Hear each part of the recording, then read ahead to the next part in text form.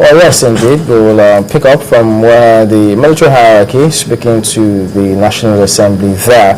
Well, we're joined now to look at some of these matters by Honorable Kingsley Kuku, who is the Special Advisor to the President on Niger Delta.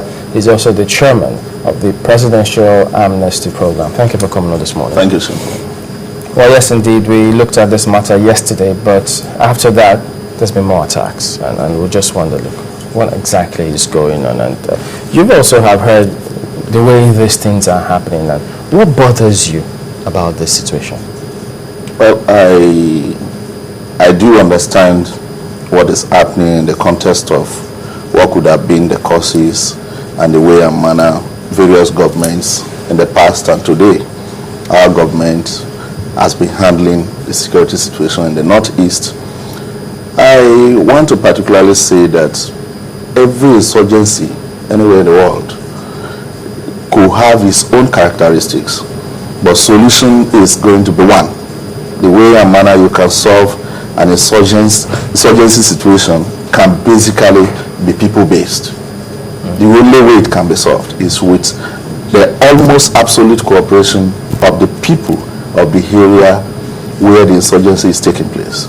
So until the people of the northeastern Nigeria, again until the entire northern Nigeria and Nigerians generally understand the fact that what is happening is affecting them, that what is happening is going to draw back the economy of the northeastern part vis northern Nigeria and of course this country 20 years back.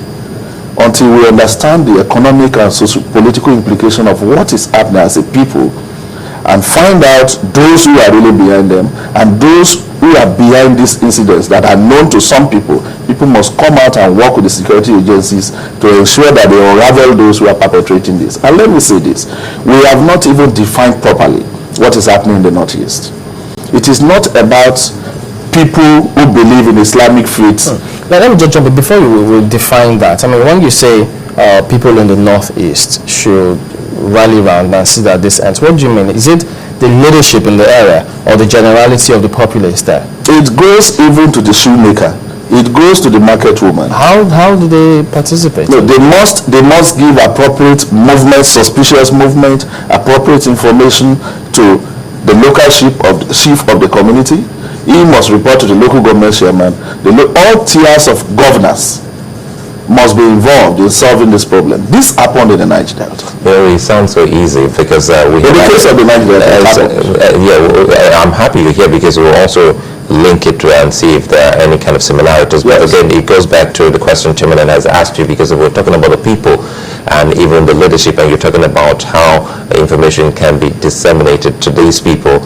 But people will say, well, it's quite different from what we've seen in the Northeast, because the issue of trust is important there, and even while holding those information in utmost secrecy is very, very key. Knowing full well that some would say the moment they give information, the next minute they are dead. And you also recall that, thankfully enough, the SSS has just arrested some couple of people who killed the preacher who was known to have been preaching against Boko Haram in Nigeria's northeast, Sheikh Albani. Yeah. So these people, they say, if you find a man who's been killed for speaking up against a particular group or someone who has given out information, doesn't that deter the next man from volunteering information? No, it didn't. Before Albani was going to be killed, if you had known, if nobody knew, yes, fine. But if you have known by any inkling of information that there is a plot to attack him, that is going to be a plot to undermine his humanity, you shouldn't be scared of the fact that if you had told anybody or told Albani himself that they were going to kill you the next morning, they can't be everywhere. They are not God. People know some of these people perpetrating these acts. People know them. They are not coming from the heavens, falling and killing people and going back to the heavens. People see movements. They don't talk. They don't give the appropriate information. So I do believe that people have a role to play in the Niger Delta.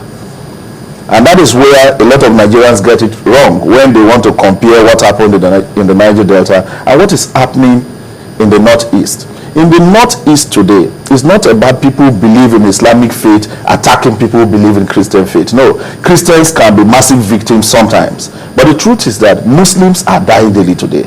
So it's about the invasion of northeastern Nigeria with an attempt to advance a sect cause. It's about a sect. A few people just believe that, look, we must attack this place, Islamize it, kill people with all sense of joy. So Muslims are dying more. It's no longer about Muslims killing Christians, Christians attacking Muslims. So it's not a religious thing.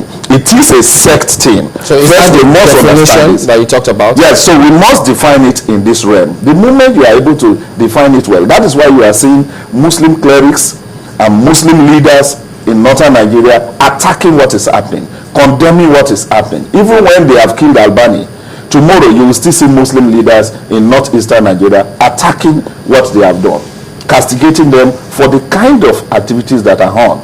Governors are even coming out. The governor of Niger State came out and attacked it and defined it as irresponsible. This has commenced. It's a very positive sign. However, this should have started for too long a time. We would have, I have come to this station one day to say that in the Niger Delta, we knew those who were behind the activities. That is one basic difference. We knew Asare Dokubo. We knew Tompolo. It's either you knew him in person or you would have heard of the name Tompolo. So of course it was clear that there was one very active man called Tompolo in a place called Baramatu. So who will know Baramatu? Please, who knows Baramatu? Security agencies started working. At the end of the day, they got a few of us and we came out to say that, look, Tompolo is my cousin. I know Tompolo. We will be able to talk with him. General Godwin Abe, Chief Timi Alaibe, Chief Tony Amini, so many leaders came together. Those were regional leaders from that region. Regional leaders from that region. Chief Tony Amini is even from Edo State. But he came out to say that, look, a destruction of a part of the Niger Delta is going to be a destruction of an already poor environment. So he even volunteered his life at Opoza, that Tompolo meet with Yaradua. If you do, let me stay here. If you fear any arrest and you are arrested, let your boys and your people in Opoza kill me. That submission was done by that Okpu general. Chief Tony Amini did that. So that is the kind of sacrifice leaders made. Chief Ike Clark left Kiabodo, left Abuja, came to Camp 5. The dreaded Camp 5 at that time, Tompolo's camp. There was no chair to sit. They put blocks by the side and put plank. Chief Ike Clark sat there. The then Vice President, Dr. Goodluck Ebele Jonathan, now President of Nigeria, came down to Camp 5, sat on plank, and we discussed. So only the people of the Niger Delta practically solved that problem. I saw a comparison yesterday on channels where people were talking about government not being humble enough to do what Yaradua did. No. Under President Yaradua, the late President Yaradua, he didn't just give amnesty for people to accept. This carrot and stick thing was on before amnesty was granted and offered. The military was on very high alert in the Niger Delta. Okenekugo community was raised down. The entirety of Baramatu communities, about 8, 7, 9 communities were raised down. People died. People lost families. Odi got destroyed. So many communities in the Niger Delta, at the wake of the insurgency in the Niger Delta, got destroyed and too many lives were lost. Arrests were made. Amidst this, the leaders saw that the people were dying. The communities that were already poor were being destroyed. So it was a destruction of poverty. So they came together. Look, we have nothing in this country.